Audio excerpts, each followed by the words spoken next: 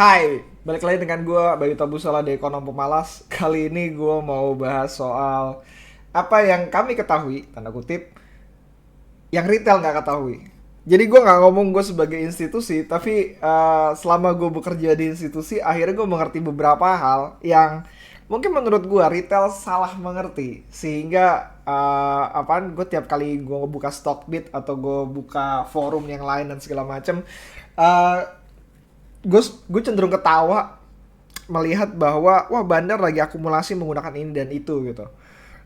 Atau kalau misalkan ngelihat wah si ini bandar si itu bandar dan segala macam, dan itu yang menyebabkan kayak gue bilang gue rada-rada pengen ketawa sih sebenarnya.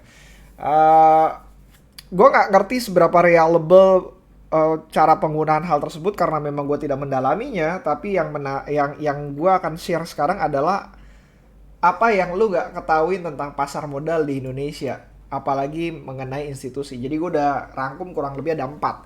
Satu, institusi itu bisa memiliki banyak akun sekuritas dengan satu akun RDN. Jadi perusahaan tempat gue bekerja itu punya 3 RDN, dan sekuritas yang kita lakukan, sekuritas yang kita kerjasamakan itu ada 22 singkat gue, dan 11 yang aktif. Jadi dari semua akun sekuritas tersebut, uh, kita ya udah kalau jual menggunakan akun sekuritas yang mana, kalau beli menggunakan akun sekuritas yang mana gitu. Dan untuk perusahaan aset manajemen mereka punya sistemnya mereka sendiri gitu. Berbeda dengan institusi tempat gue bekerja. Jadi kalau di gua ya tinggal digilir aja. Kemarin yang belum dapat siapa yang ini segala macam, penilaiannya bagaimana dan segala macam ya. Ya udahlah kayak gitu. Dan akun sekuritas itu benar-benar berbeda dengan akun sekuritas yang retail milikin gitu. Yang retail milikin itu sekuritasnya gabung dengan RDN-nya. Yang ini enggak, sekuritasnya itu berbeda dengan RDN-nya. Jadi kalau misalkan lo mau melakukan penjualan atau pembelian, ya sekuritasnya benar-benar dalam tanda kutip menalangi uang tersebut. Dan uang talangan tersebut nanti akan diminta kepada akun RDN kita dengan menggunakan hal yang ribet lah. Jadi ada lu telah melakukan penjualan, ini bukti transaksinya, ini telah melakukan pembelian, gue lagi tahan duit, lagi tahan barang lu. Nanti kalau misalnya gitu gue tanda tangan pelepasan aset ataupun pelepasan uang bahwa gue setuju bahwa melakukan penjualan di harga sekian dan segala macam. Jadi intinya itu ada satu hal yang sebenarnya nggak dipahamin oleh orang-orang yang nggak pernah kerja di institusi, bahwa satu akun RDN itu bisa memiliki banyak akun sekuritas, apalagi kalau misalkan lo institusi. Pertanyaannya, apakah retail bisa memiliki hal tersebut? Jawabannya gue nggak tahu. Karena gue belum pernah melihat ada satu retail yang punya banyak akun sekuritas dengan satu RDN yang sama. Gue tahu ada beberapa orang investor kawakan menggunakan banyak sekali sekuritas, tapi gue ngerasa bahwa mereka menggunakan RDN yang sama, dengan akun sekuritasnya. Jadi kalau misalkan pegang 6 ya punya 6 RDN gitu aja sih, dan mereka transferan antara itu. Nah, kedua adalah institusi itu bisa memiliki banyak pilihan strategi untuk mengunload saham yang dimilikinya. Jadi kalau misalkan gue punya barang, apalagi pada zaman dulu, itu gue bisa aja menyembunyikan barang gue menggunakan reksadana, istilahnya gitu. Gue masukin aja barangnya ke reksadana. Saat ini sih lebih ketat, jadi udah nggak bisa lagi. Dan gue melakukan hal tersebut dengan cara-cara strategi-strategi yang tidak dimungkinkan di pasar retail, dengan cara negosiasi yang harganya benar-benar nggak masuk akal. Jadi kalau misalnya lu bisa ngelihat ada, wih gila men, swap segala macem, kok harganya kayak gitu ya, kok di luar harga, di luar normal dan segala macam. It happen, dan itu bisa terjadi, dan itu banyak banget caranya dan alasannya. Jadi nggak perlu kaget karena pasar modal kita memang ya seperti itu gitu.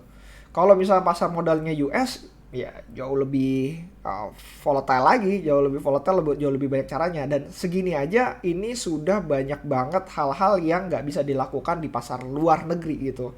Jadi ini adalah hal yang sudah dibatasi, tapi intinya adalah kalau lo sebagai institusi lo bakalan punya banyak cara, bahkan lo bakalan ditawarin banyak cara untuk mengunload saham, kepemilikan saham lo gitu.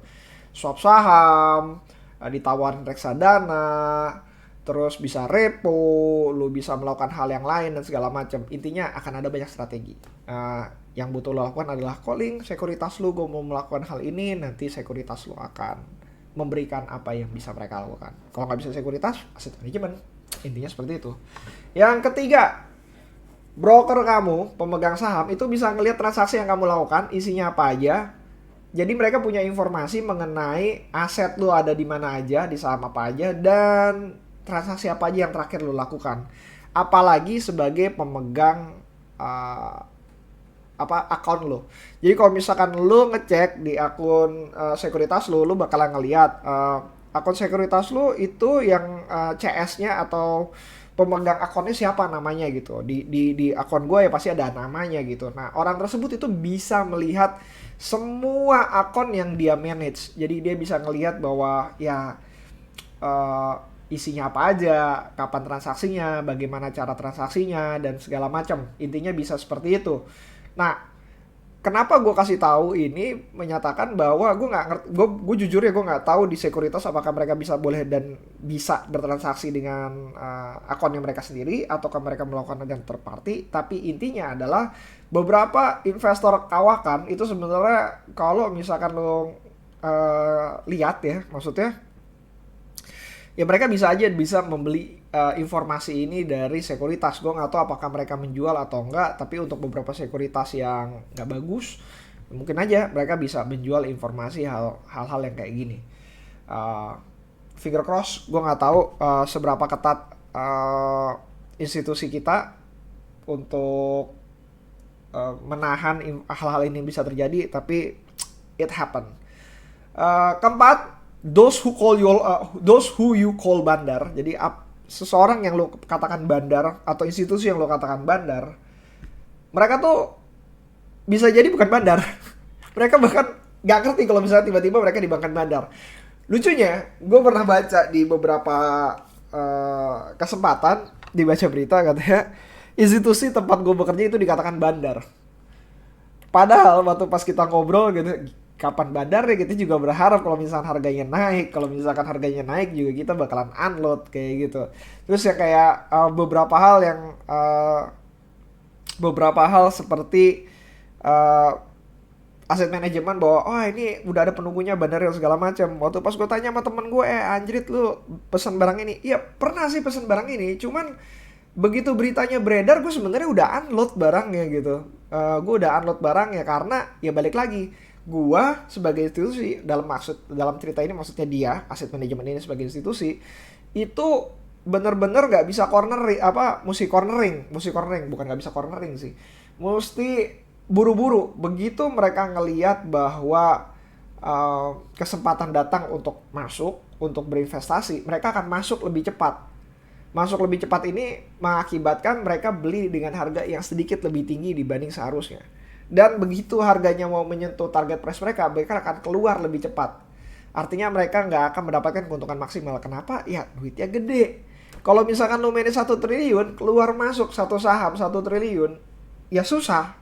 Lu mesti cari jalan gimana caranya 1 triliun ini bisa keluar dan masuk. Let's say kayak dalam waktu 1 minggu. Gue mesti pilihin sahamnya yang 1 minggu bisa keluar masuk mana aja. Kalau misalkan gue punya 100 miliar, apa pilihan gue makin banyak gitu. Tapi problemnya lagi berapa hari gue bisa keluar ataupun masuk. Intinya cuma itu doang. Belum tentu saham yang besar itu bisa keluar masuk institusi dengan mudah. Contohnya menurut gue kayak Bayan Resources. Bayan Resources ketika harganya rendah, institusi tahu, mereka suka, mereka tertarik dan mereka mau masuk. Tapi nggak bisa. Kenapa? Karena likuiditasnya terbatas.